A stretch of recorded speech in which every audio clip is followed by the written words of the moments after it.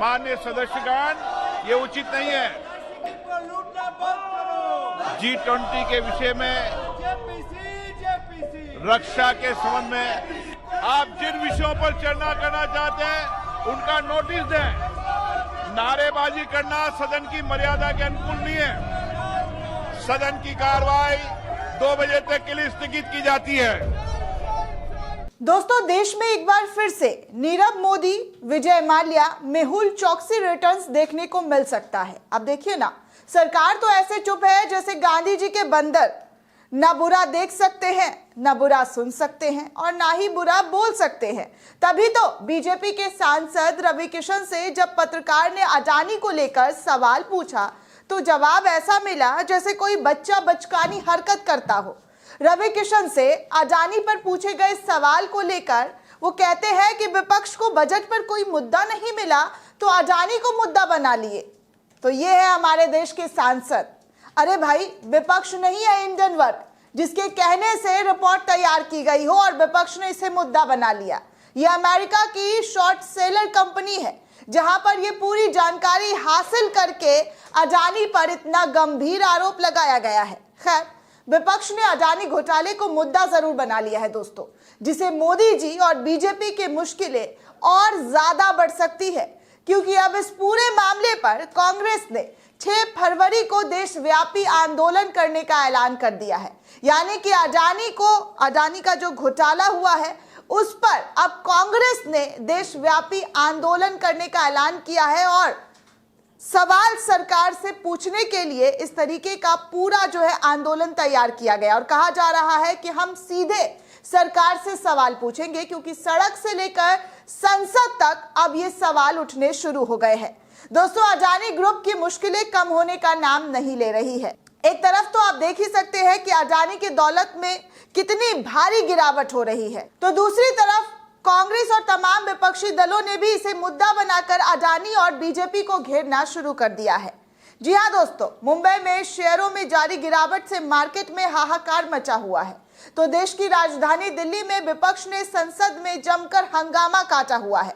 विपक्ष की मांग है कि अडानी ग्रुप पर लग रहे आरोपों पर चर्चा होनी चाहिए, लेकिन बीजेपी है कि इस चर्चा पर चर्चा करना ही नहीं चाहती।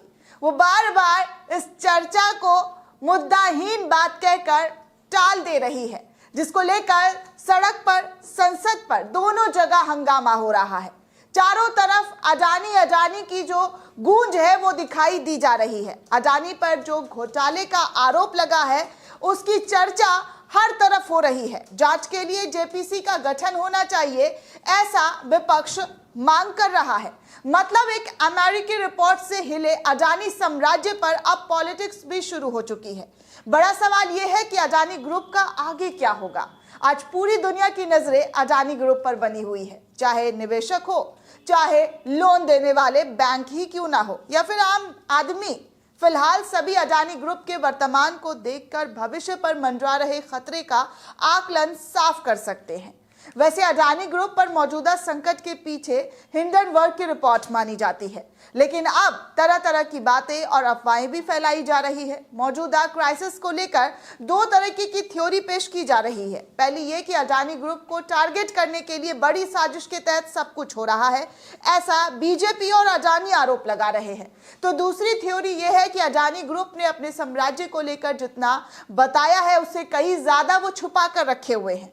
अब अडानी ग्रुप पर आई रिपोर्ट का झगड़ा सेंसेक्स से देश की संसद तक पहुंच चुका है। आखिर पूरी कंट्रोवर्सी क्या है, आपको इस रिपोर्ट के जरिए समझाते हैं दोस्तों। सबसे पहले आज संसद के अंदर हल्ला हुआ, हंगामा हुआ।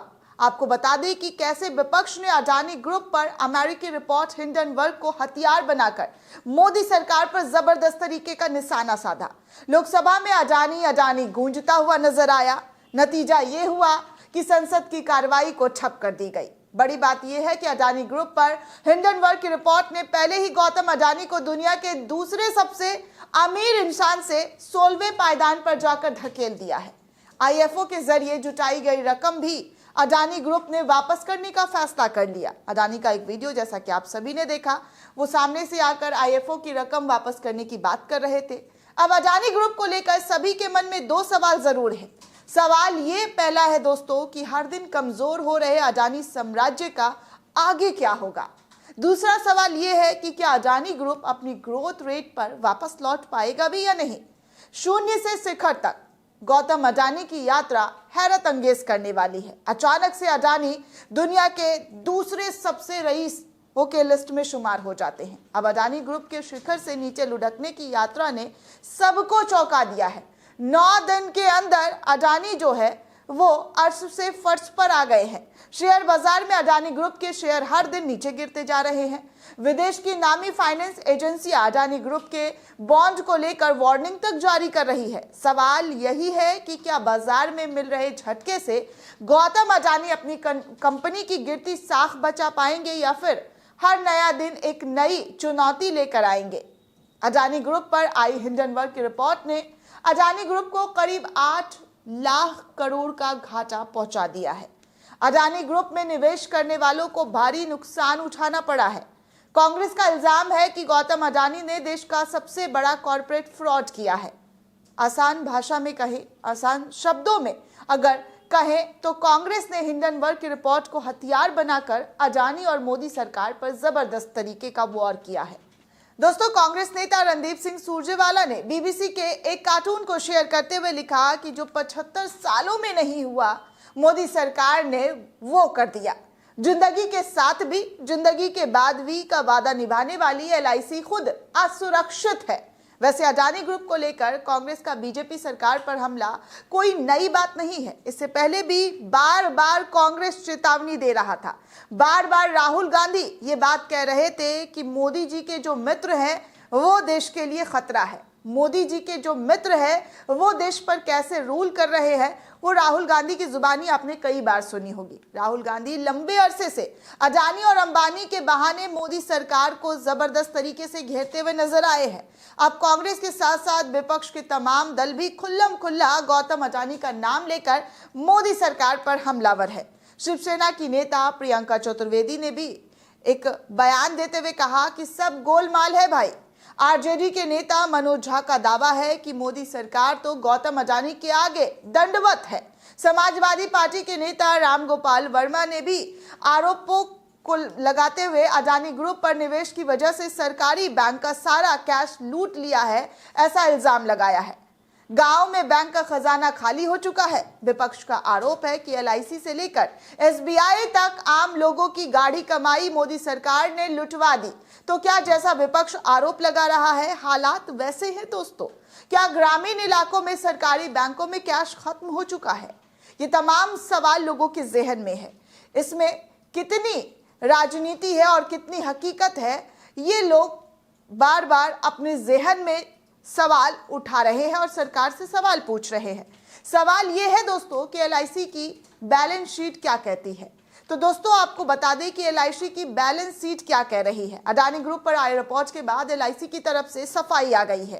तारीख 31 दिसंबर 2022 के अनुसार इक्विटी और कर्ज के रूप में एलआईसी ने अडानी ग्रुप की कंपनियों में कुल शेयर पूंजी यानी कि 3,5917 करोड़ रुपए लगाए हैं। पिछले कुछ सालों में खरीदी गई इक्विटी का कुल क्रय मूल्य 3,127 है। 27 जनवरी को बाजार बंद होने तक निवेश का बाजार मूल्य 56,142 करोड़ रुपए था। एलआईसी की कुल संपत्ति 41,067 लाख करोड़ रुपए से ज्यादा है और अडानी ग्रुप में निवेश का 1% से कम। अगर दूसरे बैंकों की निवेश रिपोर्ट देखें तो पीएनबी ने करीब 7,000 करोड़ और एसबीआई ने अडानी को करीब 21,000 करोड़ रुपए का लोन दे रखा है। अडानी ग्रुप में निवेश और कर्ज को लेकर सामने आ रही रिपोर्ट ये बताती है कि निवेश को लेकर निवेशकों को खतरा तो जरूर है, लेकिन ऐसा भी नहीं है कि पूरा पैसा डूब जाएगा, क्योंकि अडानी ग्रुप के ऊपर जितना कर्ज आज की तारीख में है उससे कहीं ज्यादा संपत्ति अडानी ग्रुप ने अर्जित कर लिया है। दोस्तों, अडानी ग्रुप के पास उससे कहीं ज्यादा संपत्ति मौजूद है। इन 7-8 सालों में अडानी का खजाना जो है वो काफी तेजी से बढ़ा है। अब आपको बता दें कि कैसे 9 दिनों में गौतम अडानी का साम्राज्य पूरी तरीके से हिल चुका है। 9 दिन में दुनिया के सबसे अमीर शख्स रह चुके गौतम अडानी टॉप 10 के लिस्ट से बाहर हो चुके हैं। टॉप 10 क्या, टॉप 15 से भी वो बाहर जा चुके हैं। उनकी कंपनियों के शेयर में जो कुछ अरसे पहले आसमान छू रहे थे, अब गिरते हुए नजर आ रहे हैं। धड़ाम धड़ाम धड़ाम करके गिर रहे हैं। जिस बिजनेसमैन का डंका देश और विदेश में बज रहा था, वो डंका अब पूरी तरीके से फटता हुआ नजर आ रहा है। उसे अब बयान जारी करके पूरी तरह से सब्सक्राइब हो चुका एफपीओ वापस लेना पड़ रहा है। गौतम अडानी पर संकट की कहानी 24 जनवरी से शुरू होती है। 24 जनवरी को जब अमेरिका की short seller research firm Hindenburg Adani पर आरोप लगाती है। हालांकि अडानी सारे आरोपों को इनकार कर रहे हैं कि जो आरोप लग रहा है वो बेबुनियाद है, लेकिन उन आरोपों में कुछ ना कुछ तो सच्चाई होगी दोस्तों। तभी तो इस तरीके से 9 दिन में पूरा का पूरा साम्राज्य हिल चुका है। 9 दिन में पूरा का पूरा शेयर जो है वो लुढ़क रहा है। हालांकि देश से लेकर दुनिया तक इस पूरे मामले पर चर्चा कर रही है। पिछले 9 दिन में अडानी ग्रुप को 8 लाख करोड़ रुपए के नुकसान का अनुमान लगाया जा चुका है। 8 लाख करोड़ रुपए दोस्तों कम नहीं होते हैं। गौतम अडानी की नेटवर्थ 24 अरब डॉलर गिरकर 64.7 अरब डॉलर पर पहुंच गई है।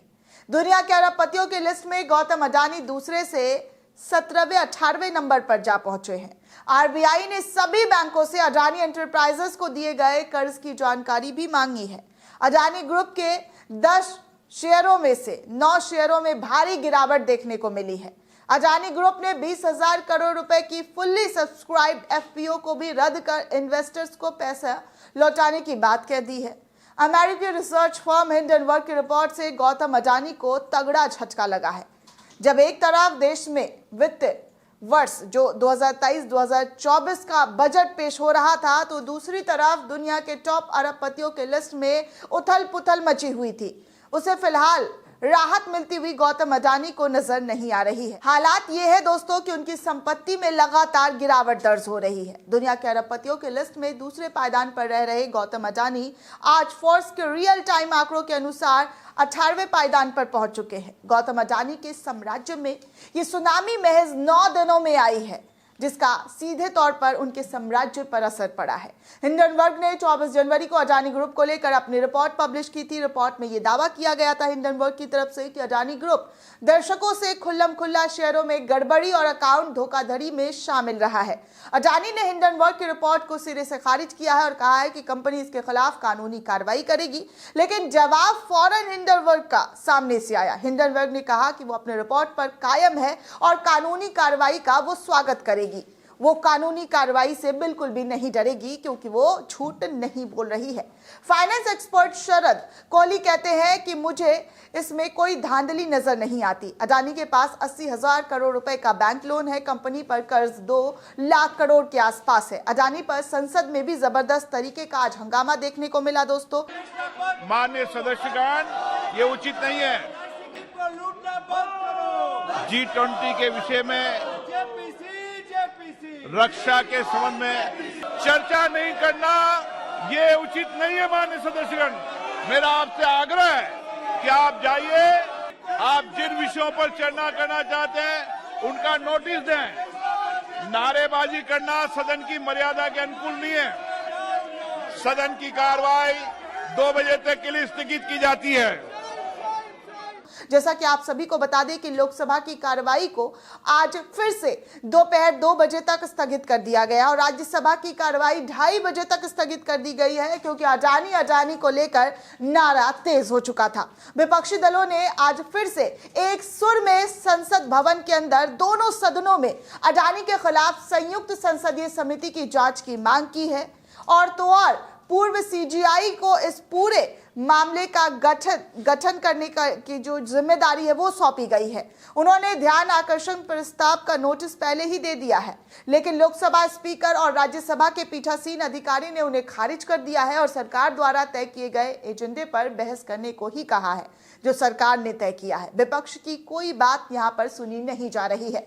इसके बाद जबरदस्त तरीके का हंगामा देखने को मिला, नारेबाजी शुरू हो गई। सदन के बाद दोपहर तक के लिए जो सदन की कार्य है वो स्थगित कर दी गई है। तो आज फिर से सदन के बाहर सड़क से लेकर सदन पर हंगामा देखने को मिल रहा है। कल भी इसी तरीके का हंगामा देखने को मिला। इससे पहले भी सदन की कार्रवाई में हंगामा ऐसे ही दिखता हुआ नजर आ रहा था। अब ये हंगामा कहां तक जाता है ये देखना दिलचस्प होने वाला है दोस्तों, क्योंकि अडानी अब देश ही नहीं बल्कि सदन के अंदर भी गूंज रहा है। दोस्तों, इस पूरे रिपोर्ट को लेकर आप क्या सोचते हैं, आपकी क्या प्रतिक्रिया हमें कमेंट सेक्शन में जरूर बताइएगा।